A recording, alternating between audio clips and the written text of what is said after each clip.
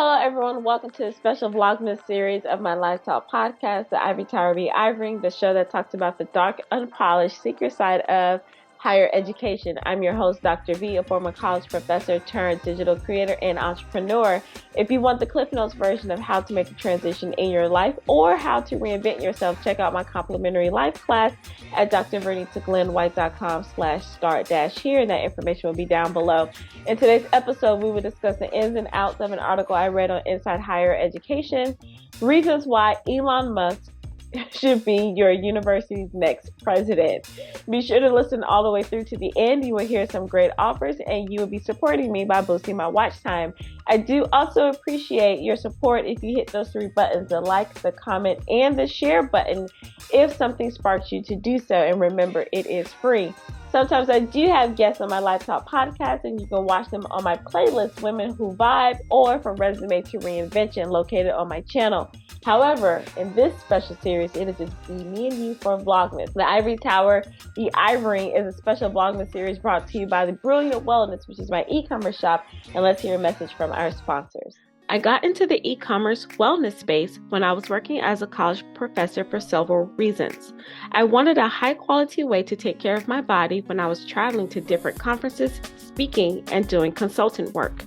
I wasn't always eating or sleeping well, and I knew I couldn't keep this up for long before doing some serious damage to my body.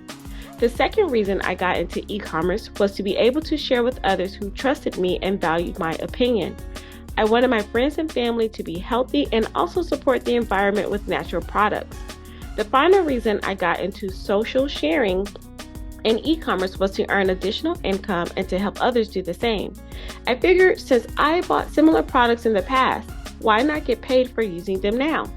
I also wanted to help others find a fun and exciting way to earn additional income by sharing products they were going to use anyway. Through Brilliant Wellness, we offer a variety of clean living wellness products such as liquid collagen, our infamous fat-burning pudding, smart coffee, and all things gut health. Also, a variety of household and self-care products. Many of our products are award-winning, high-quality, plant-based, plant-derived, or as clean as they can possibly be. First-time customers get $10 off their first purchase, and they can also get $10 in Live Clean credits to share the love with someone else. The best value is signing up for Smart Ship to save it up to an extra 15% every month. I love Smart Ship because unlike any other subscriptions, you get a chance to change your order every single month without being stuck with the same products. I can go on and on about these items, but check them out for yourself by visiting drvernitaglenwhite.com/wellness or click the description below and see the show notes for more information. All right, welcome back. Thank you so much for taking the time to listen to that, and I hope you got some great information. So this one is going to be really short. Elon Musk, if you don't know, he's the billionaire that bought Twitter not too long ago. At the time of recording this, he is Tesla, and he is SpaceX. So this may sound like a joke, but I was like, they may be on to something in a few ways. So I'm going to just go right into it, name the 8 reasons why they say Elon Musk should be your next president. One reason, this is not on the list, but the reason why I'm entertaining this is because universities are businesses. They're big businesses. And yes, we're there to educate, nurture, and grow students so they can be amazing adults in society, but it's still a business, right? So they're like, so much is happening in higher education, but if you get somebody like Elon, then maybe, things can turn around. So we're going to jump right into it. So reason number 1 says he has time. Even though he is the CEO of Tesla, SpaceX, and now Twitter, he knows how to break up his time and get things done. So one criticism is that, well, what do administrators at universities do all day? You only have one job and you can't seem to get things done while this man has 3 multi-billion-dollar companies. I don't know if Tesla is a billion-dollar company. Maybe it is. He's the CEO of 3 companies. You're the CEO of 1. So what's your problem? So if he can get it done, so can you. Then it says that he is the antidote to staff bluff. So what they mean by that is a lot of people think administrators are like universities are top heavy with administrators. Like people just have these jobs that serve no purpose. Like you are the associate to the assistant to the vice of the whatever. So it's like you got a president, you got a cabinet, the cabinet is the provost, the interim provost, the provost of this, and then you have the dean of this, the dean of that, the dean of that, the assistant dean to that, the executive assistant to the dean, all of those things. And then you have the faculty, and then, what kind of faculty are they? Tenure faculty, visiting faculty, lecturers, instructors. So they're like, Elon will come in and get rid of cut all the fat. And essentially that's what he did at Twitter. He cut about half the staff, and they're like, and I still want you to get the job done. So they're saying he has the guts to come in and do what needs to be done without being all in his feelings. Oh yeah. And the reason why I was like, I agree with that part. There was a situation one time I was teaching 3 students for the whole semester. And I was like, y'all gonna waste my time for me to drive up here across 3 counties to teach 3 students. And it's not that I didn't mind teaching students, but I was like, one, do I have to come up here I think that class met once a week. Do I need to come up here every week? This was before the pandemic. I was like, we can meet online for most of this stuff. It's 3 of y'all. But at that university, it was like they recorded class time, like time in class, butts and seats. And I was like, this is ridiculous. They could have gone to another professor. I could have had another class combined with them. So I was teaching 3 students. Another faculty member was probably teaching 5 students. So I do get when they're like, cut the bloat. The other part is faculty and staff productivity. So they were saying that Elon expect people to be at their desk, I think, 40 hours a week. So they were like, well, if university faculty members spent 40 hours a minimum a week in their offices, at their desk, doing all things school, the schools would be in much better shape. Now, this one I disagreed. I worked in K-12 5 days a week. Was it 8 to 5, 8 to 4, whatever, when we started. I did middle school and high school, and I put that time in. So when I became a university professor, I'm like, if students don't go to class every day, all day, and I should have that freedom not to do that. On top of that, we are required to do writing, researching, going to conferences, doing service with the university, but also a lot of people do consulting, and that's part of service. And it's almost expected that you do that in some universities. So you're not just going up, even, you may have a class 1 day a week. Let's say that. Well, one class, 3 hours, and then another class, you may have it 2 days a week, but it's only an hour and 15 minutes. So you may only work 3 days a week, sometimes 2, if you knew how to stack your classes. But that doesn't mean I just show up and now I'm just chilling for the rest of the day. There are other things to be done. But if you want me to sitting in my office all this time, I'm not going to get stuff done. And that's a common misconception. People think students, and this was before the pandemic, they think students were just dropping by the office just to be in there and talk to you with problems. No, these students want to text, email, video conference. Again, before the pandemic, they didn't want to come in your office, and I didn't want to sit there. I remember I had a mandatory 4 hours a week to sit in my office, and that was killing me. I was like, oh my gosh, can this be done? Because you're just sitting there, no one's coming by. Yes, I could get work done, but no students are coming by, but other faculty members are coming by and they're bothering you. So no, I don't agree with that one. So they were talking about the productivity, and I was like, yeah, I get on ways to make sure you're being more productive, because there is a lot of time, especially if you're not used to that much time, for you to be off track. So you do have to fill up your time and be more responsible. But 40 hours a week at your desk is not going to cut it, because I could be watching YouTube videos, and sometimes that's what I did. The other one says university shows replaced by hyperloops. I kind of like that. I didn't, depending on where they are, and they said they could be like far away and bring faculty in.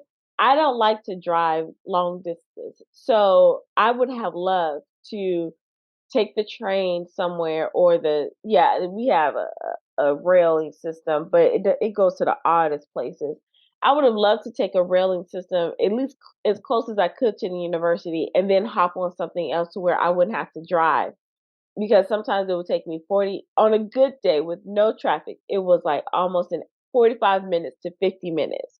Then on traffic, I'm in there like an hour and a half both ways. So it was like, come on. So I would have loved that. That would have been really cool. I'm gonna jump into these next points. So I gave you my thoughts, and so far we're okay. We're what, 3 out of 4. So the next 4 point, it says in noisy mowing outside of your office or classrooms. They may sound minor to a lot of people, but when you're trying to do a lecture, or when students are trying to learn, or if you're trying to do some kind of experiment, or whatever the case may be, and then you're hearing it gets really loud and you're like, come on. Or if I'm sitting in my office those 40 hours and I just want some quiet time, I'm really trying to write or something, and I hear all of this, that's distracting. And yes, we are grateful for the landscapers, because they do, college campuses are beautiful places. So I love them. Thank you. But if he wants to end them and have electric motors, absolutely. So they're saying he can get the Tesla brand of all the electric equipment. And I was like, yeah, I'm here for it. The next one, it says Tesla robots can address campus short staffing. I get that, especially one reason janitorial services on the inside can be a little short staffed sometimes. We had a situation where we only had, I think, one person working in our building. I mean, it's not a lot. We're not there the whole time. Well, I wasn't there all the time. Some people live in their office. And she would empty the trash or whatever, wipe down the bathrooms and things like that. But she got sick. And then it was like, well, who's going to be here? And it was hard to find a replacement for a while. So if you had a little robot coming in and doing those things like that, that's cool. Another shortage could be like in the cafeteria services and the food prep and things like that, because students do eat a lot, and a lot of faculty also eat on campus. So if you had a situation where robots could handle some of that, the cleaning up or the serving of the food, and not to say to take people out of jobs or anything like that, but if we can have a more efficient way to get things done or fill in these spaces without operations slowing down on campus, I'm all here for it. Now this one says satellite Martian campus. Academic colonization of Mars, tuition dollars by billionaires interested in both high quality degrees and space travel will create a much needed source for university revenue. Now, people can say that's far out, but what I do admire about Elon is that he puts impossible tasks out there and built an entire company around impossible tasks. And that's something that's missing at the university level, is we're trying to solve or do things like right now in this moment, and no one's really dreaming big or thinking big. And when you dream so big, you may not see the end results, but you're giving people something to work towards. So the fact that he said, let's have a satellite campus on Mars, he can employ a whole bunch of people to try to figure that out. Now, Elon may not see it in his lifetime, but who knows what those people could create and what could happen in the next 100 years. So, forward thinking like that, I think that is a dying lost art in higher education too, because it's like, well, we need to do it right now or maybe 10 years from now. And it's like, that's not long enough to create sustainability and the imagination and critical thinking, right? So, I I won't be going or teaching there, but I do like that idea. Then it says replacing university email with DMs.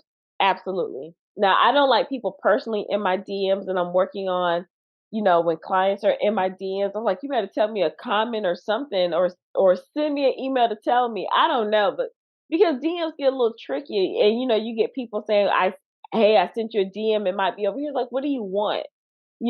But for students in the DMs, I get that. And I'll just say just text. But I know some professors that run classes on social media, like they literally teach on Instagram, and I think that is so cool. So something like that, a DM is really quick, because if I'm already doing something on the Instagram assignment, then why do I have to log out of the app and then come send you an email? I can just shoot you a quick DM, right? So I think that's cool. And then for faculty, it was like we're cutting down the amount of words you can use in an email, because some of these emails are ridiculous. You don't need to write a little thesis in this email. And then when people reply all, I'm like, can you just reply to the person? Stop dinging my stuff up and filling up my trash. So I like that. Of course, it comes with some rules, of course.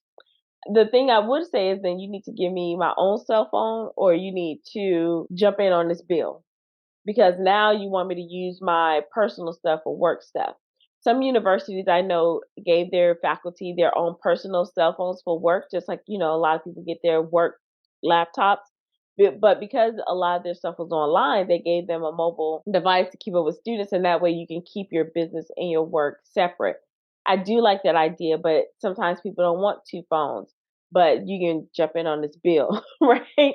But I do like that. That is innovative, and then you will have some people push back. They're like, but the email, the trail, and I'm like, look, get with the times. I'm not saying dismiss email completely because, social media platforms, things go down, then you have no access. So I love email as a backup, but something quick. And if we can have conversation and dialogue like that, I'm all for it. So I thought that was a fun way to start talking about 8 reasons why Elon Musk could be your next university president or should be your next university president. And let's go ahead and hear this last message from our sponsor. Dear game changer, life changer, mover and shaker, you have the positions, titles, degrees, and status. You've done all the things and you've done pretty well for yourself.